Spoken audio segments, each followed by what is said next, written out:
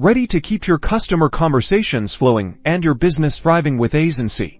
Let's jump straight into topping up your account balance so you never miss a message. First, open the Aisensy app on your phone now.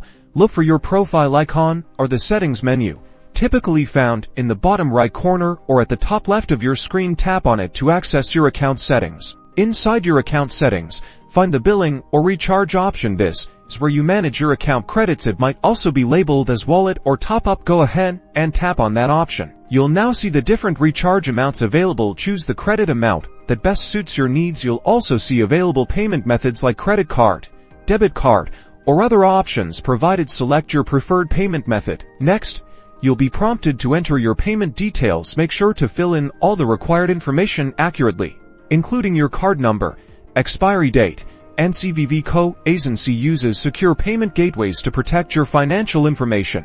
After submitting your payment details, you'll see a confirmation screen indicating that your transaction was successful. Your Aisensy account balance will be updated instantly, and that's it. You're all set to continue engaging with your customers without interruption. If you face any issues, contact the Aisensy support team.